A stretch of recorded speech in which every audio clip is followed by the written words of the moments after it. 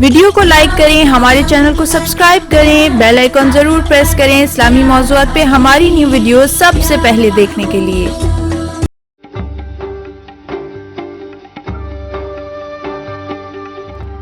یہ داستان چوروں کی مدح سرائی۔ بسم اللہ الرحمن الرحیم۔ کسی زمانے میں ایک شاعر تھا جو دیار بدیار سفر کرتا اور بڑے بڑے لوگوں کی مدح میں اشعار کہتا تھا۔ اس طرح کچھ درہم و دینار اس کے ہاتھ آ جاتے اور زندگی کی گاڑی چلتی رہتی۔ ایک دفعہ اتفاق سے اس کا گزر ایک ایسے گاؤں میں ہوا جہاں چور اور ڈاکو رہا کرتے تھے۔ شاعر نے اپنے دل میں کہا، قسمت سے بڑی اچھی جگہ آ گیا ہوں۔ چور اور ڈاکو عام طور پر بہت امیر ہوتے ہیں۔ بہتر ہے کہ میں جاؤں اور چوروں کے سردار کی مدح سرائی کروں۔ یہ لوگ یقیناً بڑی اچھی اجرت دیں گے۔ شاعر ایک گوشے میں جا کر بیٹھ گیا اور جلدی جلدی ایک قصیدہ کہہ کر چوروں کے سردار کے گھر کی طرف چل پڑا۔ جاڑے کا موسم تھا، شدید سردی پڑ رہی تھی، زمین پر برف جمی ہوئی تھی۔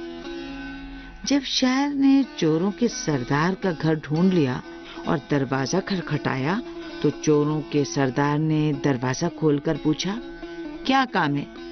شاعر نے کہا، میں شاعر ہوں، میں نے آپ کی تعریف میں بہت عمدہ اشعار کہے ہیں۔ اگر آپ اجازت دیں تو میں اندر آ کر آپ کو وہ اشعار سناؤں۔ چوروں کے سردار نے کہا، یہیں پہ کھڑے کھڑے سنا دو۔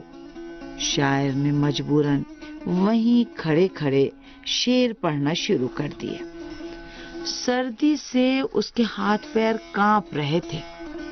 جب پورا قصیدہ سنا چکا تو انتظار کرنے لگا کہ چوروں کا سردار اسے انعام و اکرام سے نوازے۔ سردار نے بہت غور سے تمام شعر سنے اور پھر غور سے اس کے چہرے کو دیکھتے ہوئے کہا، اس کے کپڑے اتار کر اسے ابھی اس گاؤں سے نکال دو۔ شاعر یہ سن کر ایک لفظ شکایت کا بھی نہیں کہہ سکا۔ اسے سکتہ سا ہو گیا تھا۔ دوسرے چور آئے اور انہوں نے اس کے کپڑے اتار لیے اور شدید ٹھنڈک میں گاؤں سے نکل جانے کا حکم دے دیا۔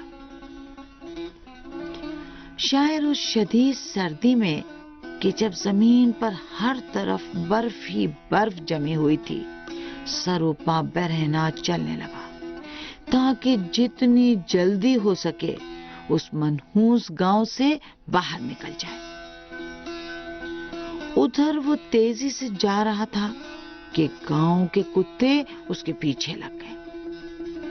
کتوں سے پیچھا چھڑانے کے لیے وہ زمین پر جھکا کہ کوئی پتھر اٹھا کر انہیں مارے، لیکن پتھروں پر اتنی برف جمی ہوئی تھی کہ انہیں اٹھانا ناممکن تھا۔ اس نے جتنی بھی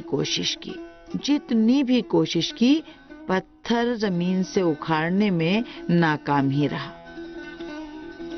آخر کار اس نے غصے میں کتوں کی طرف ایک لات اچھالتے ہوئے کہا، اف اف، کتنے برے لوگ ہیں یہاں کے، کیسے لوگ ہیں یہ کہ کتے تو چھوڑ دیے ہیں اور پتھر زمین سے باندھ دیے ہیں۔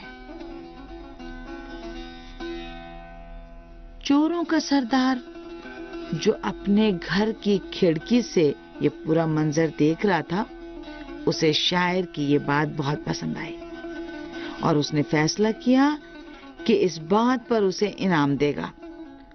اس نے لوگوں کو بھیجا اور شاعر کو واپس بلایا۔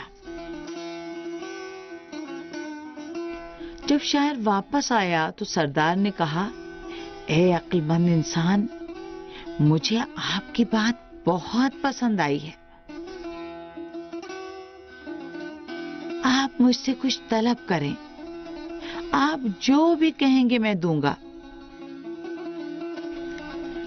شاعر نے سوچا کہ ان چوروں سے کسی خوبی کی امید تو ہے نہیں، اس لیے سردی سے کانپتے ہوئے کہنے لگا، آپ میرا لباس واپس کر دیں تو بڑی مہربانی ہوگی. چوروں کے سردار نے نہ صرف یہ کہ اس کا لباس واپس کیا، بلکہ ایک قبا، ایک پوستین اور کچھ پیسوں سے بھی اسے نوازا.